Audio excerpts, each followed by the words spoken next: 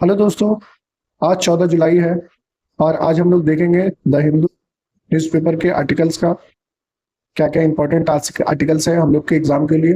और उस आर्टिकल्स का हम लोग क्रिटिकल एनालाइज करेंगे और उस पर ब्रेनस्टॉर्मिंग करेंगे और देखेंगे कि हम लोग का जो एसे राइटिंग है उसमें कितना काम आ सकता है।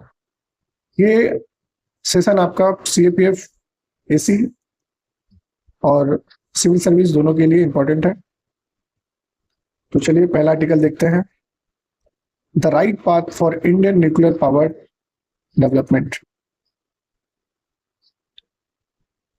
तो पास्ट इंटरनेशनल सैंक्शन के इंडिया के इंडिजिनियस और इनोवेशन के लिए पुश किया है, जिससे आज हमारे पास दुनिया का चीपेस्ट न्यूक्लियर प्लांट है एट जस्ट $70,100 पर किलोवाट।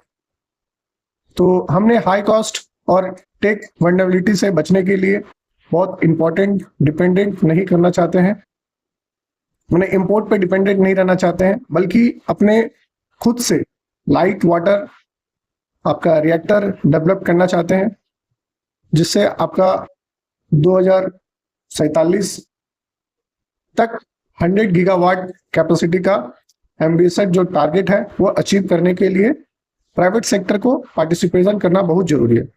साथ ही फॉरेन और स्मॉल मॉड्यूलर रिएक्टर अभी अनरेस्टेड है, उन्हें इंडिया में एक्सपेरिमेंट के तौर पर डिप्लॉय स्ट्रिक्ट अवॉइड करना चाहिए। जैसे आखिर में ये छोटी सी न्यूक्लियर मिसमैप जैसे सर्व पब्लिक बैकलॉस आ सकती है। इसके लिए नया प्लेयर्स का रिगोरियस सेफ्टी ऑडिट के अंदर इस ग्रेजुअली स्केल पर करना चाहिए। तो ये आर्टिकल आपका न्यूक्लियर पावर प्लांट में जो सेल्फ एम्बिशंस के जो टारगेट हैं 2047 तक उसको पूरा करने का पर बात करता है। नेक्स्ट करेंगे अनसेफ प्रैक्टिसेस। हाल ही में वियतनाम में एक स्पीड बोट ट्रेजेडी हुआ है, जहां बहुत सारे लोग सेफ्टी प्रोटोकॉल को नेग्लेक्ट करने के वजह से रफ वेदर में आपका 15 इंडियंस टूरिस्ट का जान ले लिया है। स्पीड बोट हर साल लगभग 3 करोड़ इंडियंस अब्रॉड ट्रेवल करते हैं और साउथ ईस्ट एशिया उनका परफेक्ट प्रेफर्ड डेस्टिनेशन बन जाता है। लेकिन इस डेस्टिनेशन पर ऑपरेशन अक्सर ये इंश्योर नहीं करना है कि सिर्फ आपका जो टूरिज्म से आपका कैपिटल जनरेट हो, बल्कि सेफ्टी पे भी ध्यान रखना है। तो पैसेंजर का सच में लाइफ जैकेट पहना है कि नहीं, इसके अलावा पैसेंजर जो है सिक्योरली ट्रैप ना उसको टाइम नहीं करने से आपका स्पीड बोट में बहुत डेंजरस दुर्घटना होने का कारण बन जाता है, जो वेसल्स और स्टेबिलिटी को इजीली कॉम्प्रोमाइज कर सकता है। जब तक गवर्नमेंट रेगुलेशन रिव्यू करती है, इंडियन टूरिस्ट का प्रोएक्टिवली अपनी पर्सनल अवेयरनेस बढ़ानी चाहिए, स्पेशली क्रिटिकल फायर और वाटर एडवेंचर सेफ्टी प्रैक्टिस को लेकर। तो इस आर्टिकल में आपका टूरिज्म सेफ्टी प्रोटोकॉल सबके बारे में बात करेंगे। नेक्स्ट करेंगे, नेक्स्ट आर्टिकल करेंगे। तो ये holding the court accountable एमिड democratic strength. ये आर्टिकल आपका इलेक्टोरल रूल जो स्पेशल इंटेंसिव हुआ था उसमें एक एक्सक्लूशनरी फ्रेमवर्क क्रिएट किया है, जिससे वनरेबल और मार्जिनलाइज इंडियन सिटीजन का मैसिव आपका एक्सक्लूजन हो रहा है। इस आर्टिकल को हाईलाइट करता है कि आपका इंपॉर्टेंट जो डिसीजन इलेक्शन एक्सक्लूजन कंक्लूड होने तक का आपका रिपीटली पोस्टपोन करके supreme court unconstitutional state power पर खिलाफ अपनी वाइटल डेमोक्रेटिक ड्यूटी में फेल हो रहा है। रिसेंट बिहार रिवीजन के दौरान मैंने जो SIR जो बिहार में हुआ था,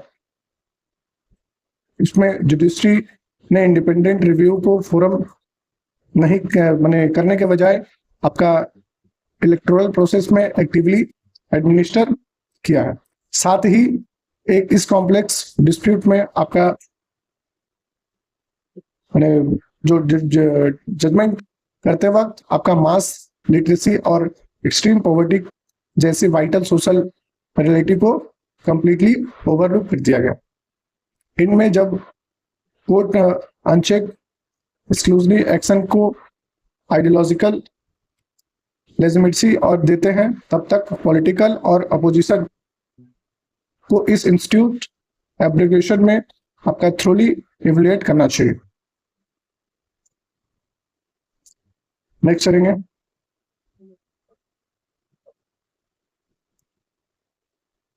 India Japan review defence tie prepare ground for 2+2 dialogue.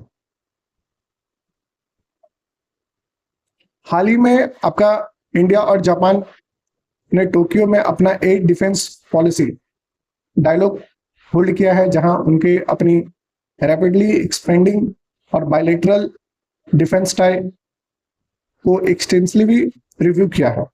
दोनों नेशन इमर्जिंग डोमेन जैसे साइबर सिक्योरिटी, स्पेस का एडवांस टेक्नोलॉजी और डिफेंस इंडस्ट्री में कोलैबोरेशन करने पे डीपेन करने का एक्सप्लिसिट रूप में एग्री हुए हैं। इसके साथ ही उन्होंने अपने स्पेशल स्ट्रेटजी और ग्लोबल बायलैटरल पार्टनरशिप को एक ज्यादा स्ट्रेंथन करने का स्ट्रॉन्ग कमिटमेंट रेफर किया है। इस डिसीजन में आपका vital marine time security domain के अंदर आपका capacity building, joint headquarter corporation और क्रिटिकल टेक कोलैबोरेशन में आपका प्रोमिनेंटली कवर किया गया। सबसे इंपॉर्टेंट बात इस मीटिंग में इस शेड्यूल अपकमिंग 2+2 का जो फॉरेन और डिफेंस मिनिस्टर का डायलॉग के लिए थ्रूली ग्राउंड प्रिपेयर कर लिया है। नेक्स्ट आर्टिकल करेंगे user data expose due to flaws of among protocol, researchers ने कहा। तो देखेंगे इस आर्टिकल में क्या बोला है। तो आपका जो सिक्योरिटी रिसर्चर ने गवर्नमेंट के उमंग पोर्टल जो है उसमें मल्टीपल सेवर और अनवल्नरेबिलिटी डिस्कवर की है, जिसमें मिलियन ऑफ सिटीजन का सेंसिटिव डाटा एक्सपोज हुआ है। इस एक्सपोज आपका इंफॉर्मेशन में EPFO के यूनिक अकाउंट नंबर और LPG बुकिंग डिटेल्स और आधार नंबर शामिल है। सबसे आर्मिंग बात यह है कि यूजर्स का आधार नंबर को प्लेन टेक्स्ट में सेव किया गया है, जो सीधे तौर पर आधार एक्ट 2016 के प्रोविजन को वायलेट करता है। IT मिनिस्टर ने एक फ्लॉज को एक्नॉलेज करते हुए किया है, लेकिन रिसर्चर का क्लेम है कि इनके इनिशियल जो आपका फिक्स ऑब्सक्यूर है और उतनी नई वल्नरेबिलिटी को इंट्रोड्यूस कर रहे हैं। ये मैटर फॉर्मली कंप्यूटर इमरजेंसी और रिस्पांस टीम जैसे जो आपका सेट है CERT इंसाइट टीम को रिपोर्ट किया गया, जो डिजिटल इंफ्रास्ट्रक्चर को सिक्योर करने में हेल्प करता है।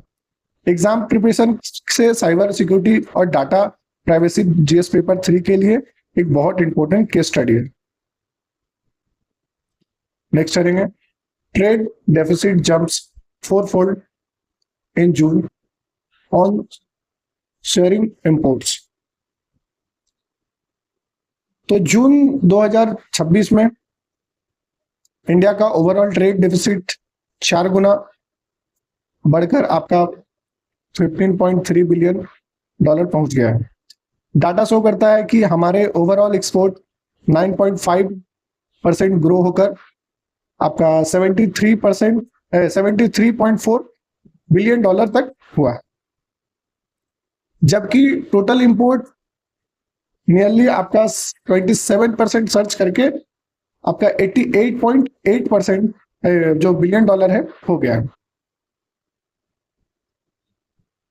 ये मैसिव वाइडनिंग आपका प्राइमरली सर्जिंग और मर्चेंडाइज इंपोर्ट को की वजह से हुआ है, जिसमें क्रूड ऑयल और ये जो इलेक्ट्रॉनिक्स है, इलेक्ट्रॉनिक्स गुड्स और इंपोर्ट गोल्ड की वैल्यू पर एक बड़ा सपोर्ट देखा जा रहा है। अगर ये सिर्फ मर्चेंडाइज ट्रेड डेफिसिट की बात कर रहे हैं तो ये आपका 30.4 बिलियन डॉलर पर स्टैंड करता है, जो प्रीवियस जून लेवल में लगभग आपका 59% हायर है। इसके अलावा आपका सर्विस सेक्टर में जो ट्रेड सरप्लस भी सिग्निफिकेंटली सिंक होकर आपका 15.1 बिलियन डॉलर पर आ गया है। इसका मेन रीजन यह है कि आपका सर्विस इंपोर्ट एक्सपोर्ट के कंपैरिजन में आपका जो नॉर्मल जो है वो जो कंडीशन है उसके फास्टर है और एक्सपेंड हुआ है। माइक्रो इकोनॉमिक्स में स्टेबिलिटी के लिए आपका रिप्रेजेंटेटिव से फिगर जो है ध्यान में जरूर रखना है। नेक्स्ट आर्टिकल करेंगे, retail inflation climb fast, RBI target to 4.4%। India का जो रिटेल इन्फ्लेशन है, रिजर्व बैंक ऑफ इंडिया के मैंडेटरी 4% टारगेट को क्रॉस किया है और जून में ये 4.4% पहुंच गया है। इसका मेन रीजन है राइजिंग फूड और एक्सपेंस जो फ्यूल प्राइस है, जो वेस्ट एशिया क्राइसिस और वीक मॉनसून की वजह से हुआ है। सिर्फ फूड इन्फ्लेशन ही जून में आपका 5.05% टच हो गया। जो न्यू सीपीआई जो है, कंज्यूमर प्राइस इंडेक्स जो सीरीज है, उसमें आपका हायर रिकॉर्ड देखा है। वहीं आपका जो कंसेंसली इंक्रीजिंग ग्लोबल फ्यूल कॉस्ट जो के वजह से आपका ट्रांसपोर्ट सेगमेंट में इन्फ्लेशन भी जंप होकर आपका 4.3% हो गया है। डोमेस्टिक रीजन में आपका अनइवन मॉनसून का जो डिस्ट्रप्शन है एग्रीकल्चर का आउटपुट को नेगेटिवली इम्पैक्ट किया है। इससे फूड प्राइस और बढ़ गया है। इसके साथ ही आपका क्रूड ऑयल जो है, मर्चेंडाइज फूड इंपोर्ट में मैसिव सर्ज और इंडियन के ओवरऑल ट्रेड में डेफिसिट भी अपवर्ड एक्सपेंड होकर 15.3 बिलियन डॉलर हो गया। जीएस पेपर 3 के माइक्रो इकोनॉमी के एनालाइज के लिए ये बहुत क्रिटिकल है। नेक्स्ट करेंगे article, citizenship decision must be fair and response से सुप्रीम कोर्ट। तो इस आर्टिकल में सुप्रीम कोर्ट ने हाल ही में जो गुवाहाटी हाई कोर्ट के 27 जजमेंट के सेट असाइड किया है, जहां आपका अपेलेंट जो है लीगल फॉरेन डिक्लेयर किया है, फॉरेनर डिक्लेयर किया है।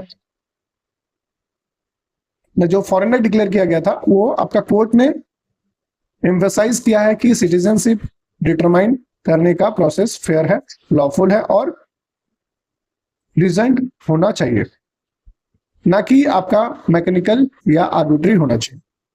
किसी को फॉरेनर डिक्लेयर करने के ग्रेव कॉन्सिक्वेंसेस होते हैं, इसलिए आपका प्रोसीड्यूर का फंडामेंटल इंडियन कॉन्स्टिट्यूशनल गारंटी अधेयर करना